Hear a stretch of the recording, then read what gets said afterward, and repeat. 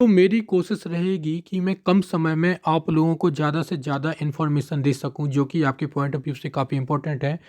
तो क्वेश्चन चाहे आसान हो या फिर क्वेश्चन चाहे टफ हो, आपको उन सभी क्वेश्चंस के एक्सप्लेनेशन ज़रूर सुनने हैं, क्योंकि एक्सप्लेनेशन के दौरान मैं आपको ऐसी एक्स्ट्रा इन्फॉर्मेशन दूंगा जो कि आपके एग्जाम पॉइंट ऑफ व्यू से काफ़ी इंपॉर्टेंट है।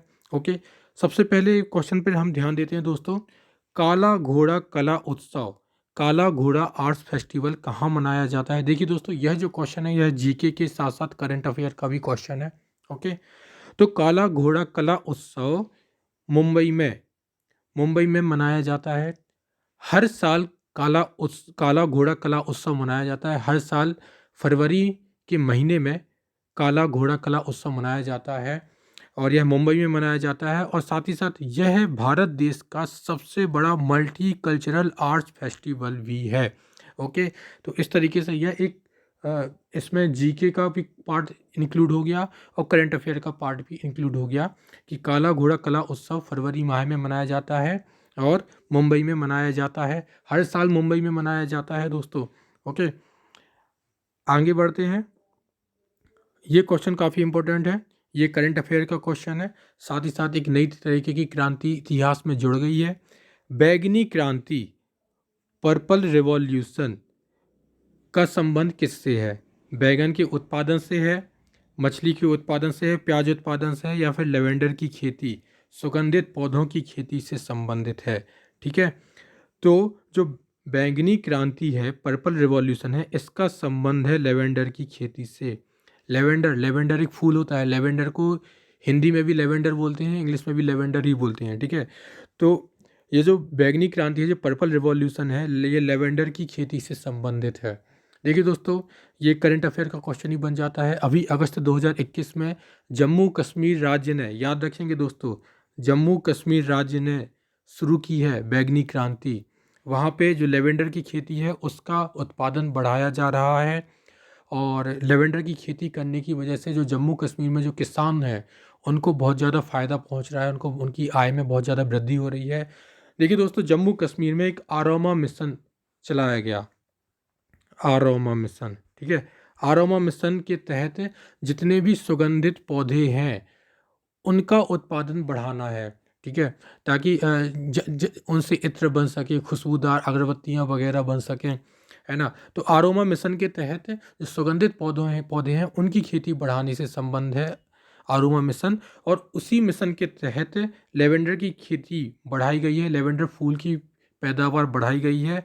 और इसी लेवेंडर की खेती का संबंध, मतलब इसी लेवेंडर की खेती को बैगनी क्रांति के नाम से जाना जा रहा है, पर्पल रिवॉल्यूशन, जम्मू कश्मीर में। ओके, तो ये आप लोगों को सब समझ में आ गया होगा, काफ़ी इंपॉर्टेंट है। चलिए और ऑप्शन पे बात कर लेते हैं। मछली उत्पादन से संबंधित क्रांति कौन सी है? नीली क्रांति। नीली क्रांति मछली उत्पादन से संबंधित है। और प्याज उत्पादन से संबंधित जो क्रांति है वह है गुलाबी क्रांति। ओके, गुलाबी क्रांति प्याज उत्पादन से संबंधित है। चलिए नेक्स्ट क्वेश्चन पर आते हैं दोस्तों। स्वराज पार्टी के संस्थापक कौन थे? ओके, तो आपके ऑप्शंस हैं राजगोपालाचारी, मोतीलाल नेहरू, लाला लाजपत राय या फिर महात्मा गांधी। तो इस प्रश्न का सही उत्तर है मोतीलाल नेहरू। मोतीलाल नेहरू, और मोतीलाल नेहरू के साथ साथ CR दास, चित्तरंजन दास, चित्तरंजन दास और मोतीलाल नेहरू, इन ये दोनों फाउंडर थे स्वराज पार्टी के। ओके, और ये जो स्वराज पार्टी की स्थापना हुई थी 1 जनवरी 1923 को।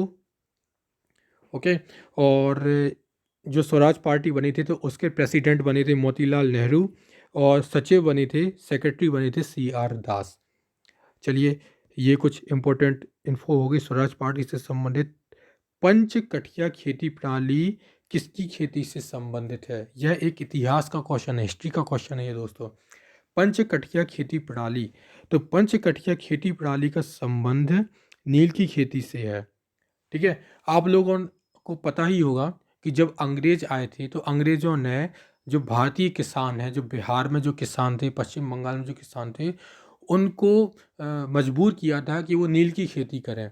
नील की खेती करने का ये दुष्परिणाम होता था कि जिस ज़मीन पर नील की खेती होती थी फिर वो ज़मीन बंजर हो जाया करती थी। इसलिए किसानों को भी नील की खेती करने में प्रॉब्लम थी, लेकिन वहाँ से अंग्रेज काफ़ी प्रेशराइज करते थे किसानों को कि वो नील की खेती करें। तो ठीक है, पंचकठिया खेती प्रणाली का संबंध नील की खेती से है। अब देखिए दोस्तों, यहाँ पंचकठिया का क्या मतलब है। देखिए, कठिया कठिया क्या होता है, कट्टा, कट्टा, कट्ठा। ओके, तो क्या होता था, जैसे किसानों को अंग्रेज बोलते थे कि जैसे आपकी 1 बीघा ज़मीन है, 1 बीघा ज़मीन है, तो 1 बीघा ज़मीन में से जो 5 कट्ठा 5 कट्ठा ज़मीन पर नील की खेती करना है, ऐसा अंग्रेज किसानों को बोलते थे। यदि आपके पास 1 बीघा ज़मीन है तो उस पर 5 कट्ठा आपको नील की खेती करना है। 5 कट्ठा मतलब क्या, 1 बीघा में होते हैं 20 कट्ठा, 1 बीघा में होते हैं 20 कट्ठा, उन 20 कट्ठा में से 5 कट्ठा पर नील की खेती करनी होती थी किसानों को। ओके, तो ये एक तरीके का अंग्रेज़ों का किसानों पर अत्याचार था। बाद में 1917 में चंपारण सत्याग्रह किया जाता है। ठीक है, गांधी जी आते हैं, वो चंपारण सत्याग्रह में पार्टिसिपेट करते हैं। 1917 की बात है ये दोस्तों। और इस तरीके से पंचकठिया प्रणाली को ख़त्म करने की कवायद शुरू हो जाती है गांधी जी द्वारा। चलिए आगे आते हैं, बाबरनामा। बाबरनामा किस भाषा में लिखा गया है, तो बाबरनामा लिखा गया है तुर्की भाषा में। आप लोग याद रखेंगे दोस्तों, कहीं कहीं आपको चगताई यदि कहीं कहीं आपको चगताई ऑप्शन मिलता है, चगताई भाषा, तो वो तुर्की भाषा को ही चगताई भाषा बोला गया है। बाबर के टाइम पे तुर्की को चगताई के नाम से बोला करते थे, ऐसा कुछ बोला करते थे। तो जो बाबरनामा है वो चगताई तुर्की भाषा में लिखा गया है। ओके, चगताई भी आपको ऑप्शन में मिल सकता है, तो आप लोग याद रखेंगे। जो बाबरनामा का दूसरा नाम है तुजुक ए बाबरी, तुजुक ए बाबरी, ये है बाबरनामा का दूसरा नाम है। बाबर का पूरा नाम क्या है, जहीर उद्दीन मोहम्मद बाबर, और बाबर ही थे जिन्होंने मुगल एम्पायर की स्थापना की थी।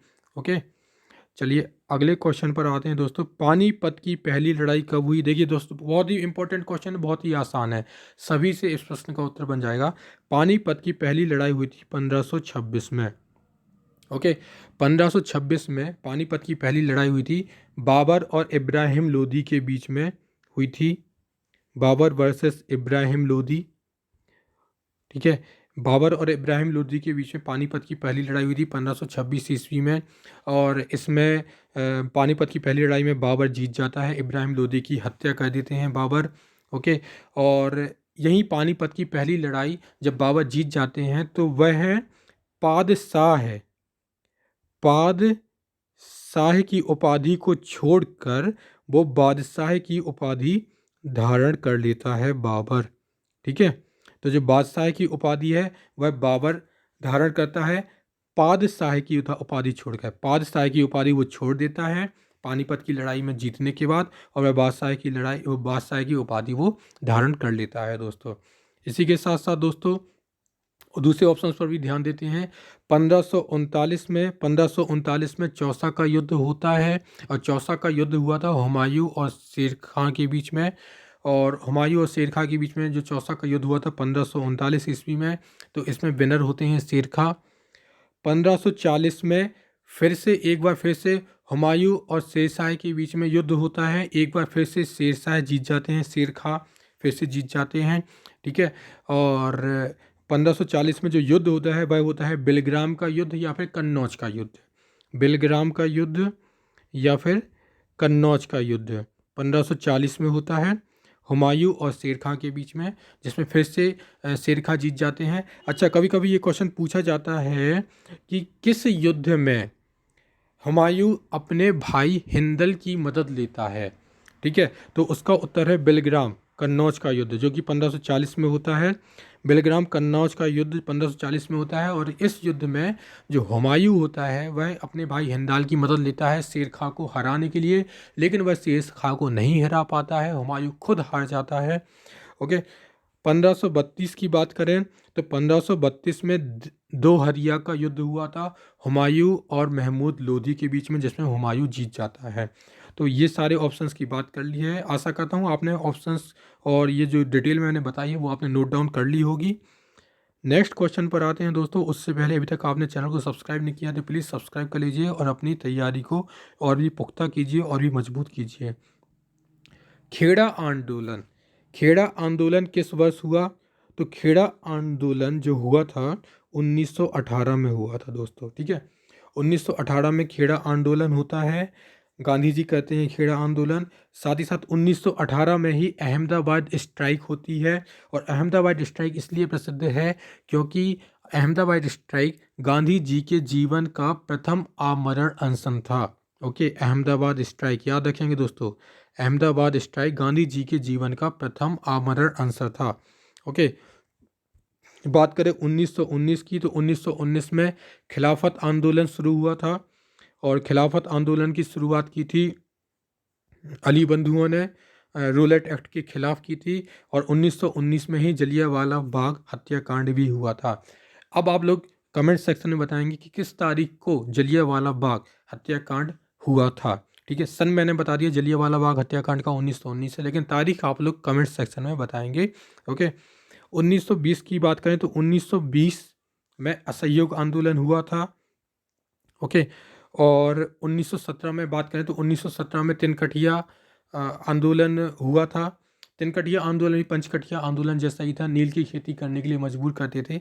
तो तिनकठिया आंदोलन हुआ था 1917 में। और लेकिन याद रखेंगे जो तिनकठिया आंदोलन है वो शुरू किया था राजकुमार शुक्ला जी ने, राजकुमार शुक्ला जी ने शुरू किया था तिनकठिया आंदोलन। ओके, और यही तिनकठिया आंदोलन था जिसमें सबसे पहले महात्मा गांधी जी ने सत्याग्रह शब्द का इस्तेमाल किया था। ओके, तो ये है। तो यहाँ पे इस प्रश्न का उत्तर बाकी खेड़ा आंदोलन किस वर्ष हुआ था, तो वो 1918 में हुआ था। चलिए आगे बढ़ते हैं दोस्तों। कौन सी घटना होने के कारण असहयोग आंदोलन वापस ले लिया गया था? देखिए दोस्तों, ये क्वेश्चन बहुत ज़्यादा इंपॉर्टेंट है। हो सकता है इसका आंसर आपको मालूम हो, लेकिन अभी मैं आपको इसमें जो इन्फॉर्मेशन देने जा रहा हूँ ना वो बहुत ज़्यादा इंपॉर्टेंट है। कौन सी घटना होने के कारण असहयोग आंदोलन वापस ले लिया गया था? तो देखिए, जनरल डायर की हत्या, द्वितीय विश्व युद्ध, लाला लाजपत राय जी की मृत्यु, या चौरा चोरी कांड। तो ठीक है, तो चौरा चोरी कांड, चौरा चोरी कांड होने की वजह से असहयोग आंदोलन गांधी जी ने वापस ले लिया था। चौरा चोरी कांड हुआ था 1922 में। ओके, और जो असहयोग आंदोलन की शुरुआत हुई थी 1920 में। ओके, तो 1922 में जब चौरा चोरी कांड होता है तो उससे दुखी होके, उस घटना से दुखी होके महात्मा गांधी असहयोग आंदोलन वापस ले लेते हैं। अब देखिए दोस्तों, सबसे ज़्यादा इम्पोर्टेंट चीज़ ये है कि अभी जो ये चौरा चोरी कांड है इसका नाम बदल दिया गया है। अब इसको चौरा चोरी कांड नहीं बोलेंगे, अब इसको चौरा चोरी एक्शन बोलेंगे। चौरा चोरी कांड की जगह एक्शन शब्द जुड़ गया है।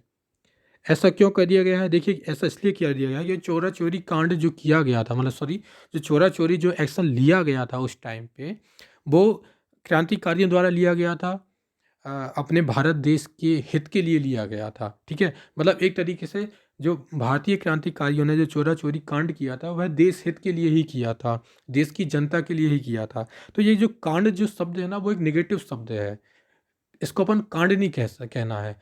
गवर्नमेंट का यही कहना है कि इसलिए इसका नाम चौरा चोरी एक्शन रख देते हैं, क्योंकि कांड एक नेगेटिव शब्द है, लेकिन चौरा चोरी एक्शन है वह एक काफ़ी अच्छा शब्द है। इसलिए चौरा चोरी कांड का नाम बदल के अब चौरा चोरी एक्शन कर दिया गया है। ये करंट अफेयर का आपका क्वेश्चन बन जाता है दोस्तों। तो दोस्तों, ऐसे ही वीडियो अपलोड होते रहेंगे चैनल पर, तो चैनल से जुड़ जाइए, चैनल को सब्सक्राइब कर लीजिए, बेल आइकन को दबा दीजिए, वीडियो को लाइक ज़रूर कीजिए, शेयर कीजिए, और जो भी आपको इन्फॉर्मेशन बताई जाती है वह आप नोट डाउन कर लीजिए, वह दूसरों को बताइए ताकि आपको अच्छी तरीके से याद हो जाए। और ऐसे ही प्रिपरेशन करते रहिए, चैनल के साथ जुड़े रहिए। धन्यवाद।